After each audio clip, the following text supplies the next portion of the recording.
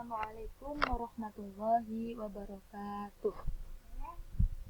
Terima kasih atas waktu yang diberikan. Sebelumnya perkenalkan Bapak Ibu sekalian, saya Ibu Nur Hikmah dari SD Negeri Karangbawa 04. Di sini saya akan menjelaskan sedikit materi tentang hubungan antar makhluk hidup. Nah, macam hubungan yang terjadi antar makhluk hidup itu ada dua macam. Yang pertama adalah makan dan dimakan atau disebut dengan rantai makanan, dan yang kedua adalah kerjasama atau yang disebut simbiosis, di mana ada 3 macam simbiosis yang nanti saya akan jelaskan masing-masing ya, yaitu ada simbiosis mutualisme, simbiosis komensalisme, dan simbiosis parasitisme. Baik, di alam terjadi peristiwa makan dan dimakan, sehingga membentuklah rantai makanan. Nah, dengan adanya makan dan dimakan, maka jumlah populasi makhluk hidup di alam otomatis mengalami perubahan. Seperti contoh ilustrasi di layar ini, ada seekor tikus dikejar oleh seekor kucing, di mana seekor kucing akan memangsa ekor tikus. Nah, kucing memakan tikus, sehingga populasi tikus akhirnya terkendali. Jadi jumlah tikus tidak banyak sekali, sebab ada kucing yang senantiasa terus-menerus akan memangsa tikus seperti itu. Nah, di sini saya akan memberikan contoh rantai makanan yang terjadi pada ekosistem sawah. Bisa dilihat ya, di sini ada padi. Ada padi dimakan oleh belalang. Nah, belalang dimakan oleh katak, katak dimakan oleh ular, dan ular sendiri nanti akan menguraikan diri sehingga disebut sebagai pengurai. Nah, peristiwa makan dan dimakan yang terjadi di alam itu disebut rantai makanan. Nah, sekarang saya akan menjelaskan tentang jaring-jaring makanan. Apa itu jaring-jaring makanan? Yaitu rantai-rantai makanan yang saling berhubungan. Ya, jadi di sini rantai makanan itu lebih dari satu sehingga membentuk jaring-jaring makanan. Bisa dilihat di sini ada rumput, dimana rumput adalah berperan sebagai produsen. Kemudian ada ulat, tikus, dan belalang yang disebut sebagai konsumen tingkat 1. Apa itu konsumen tingkat 1? Konsumen tingkat 1 adalah konsumen yang memakan produsen atau memakan tumbuh-tumbuhan, disebut dengan herbivora. Ya. Kemudian di sini ada konsumen tingkat 2, yaitu burung ya, dan katak, di mana burung ini memakan ulat dan katak ini memakan belalang. Nah, di sini konsumen tingkat 2 juga ada ular. Nah, ular di sini berperan sebagai konsumen tingkat 2 dan konsumen tingkat 3. Tapi kita jelaskan konsumen tingkat 2 dulu. Nah, konsumen tingkat 2 itu yang memakan hewan atau daging yang disebut sebagai karnivora. Ya, konsumen tingkat pertama disebut herbivora, konsumen tingkat 2 disebut karnivora. Kemudian lanjut ke konsumen tingkat 3. Apa itu konsumen tingkat 3? Konsumen tingkat 3 adalah di sini ada burung hantu, ada ular, di mana burung hantu memakan tikus. Ya, di sini tikus juga bisa dimakan oleh ular dan katak dimakan oleh ular.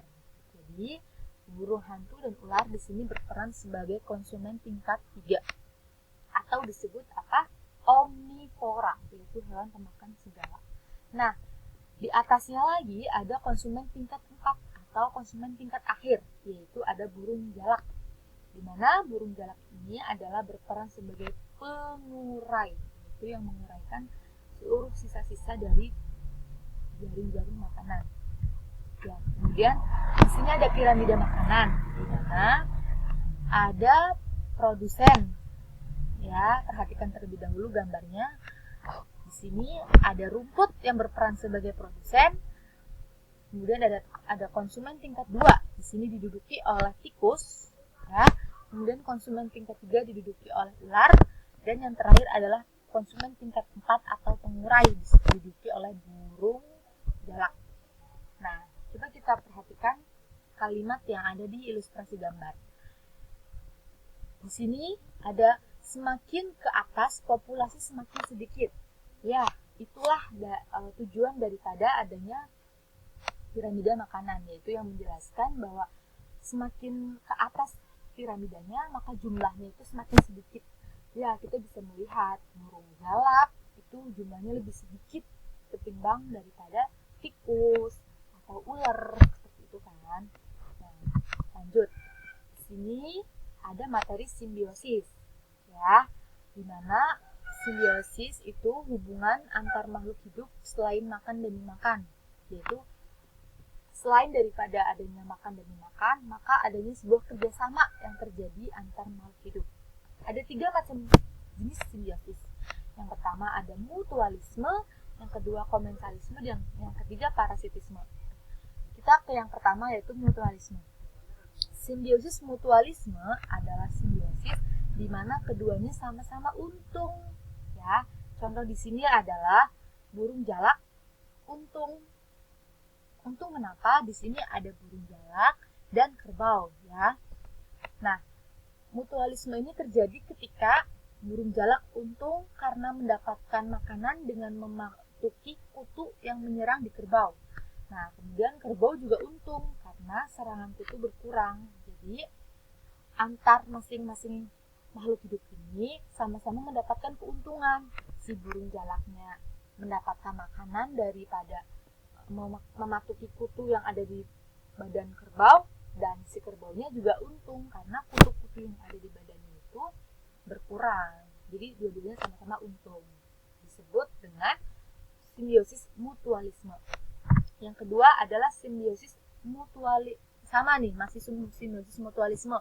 Contoh lain adalah tawon dan kupu-kupu, di mana tawon ini dan kupu menghisap sari bunga dan tanpa sadar juga membantu penyerbukan. Jadi kupu-kupu ini menghisap sari bunganya, dan si bunga itu juga membutuhkan karena untuk membantu proses penyerbukan.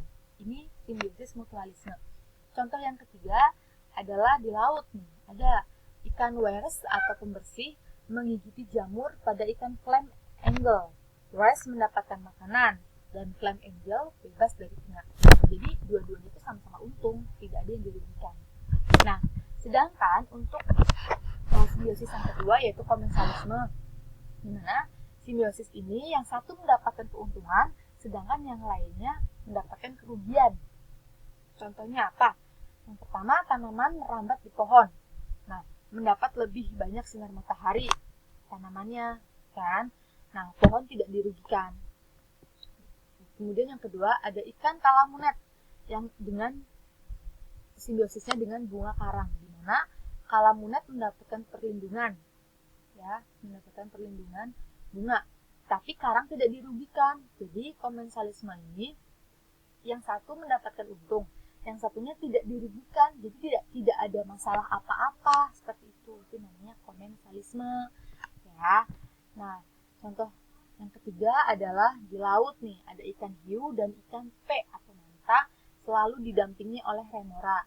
Ikan hiu ini tidak dirugikan karena ikan hiu merasa tidak terjadi masalah ketika melakukan kerjasama dengan ikan remora. Tetapi untuk remora mendapatkan sisa daging makanan hiu. Nah, sehingga serta aman dari serangan predator lain.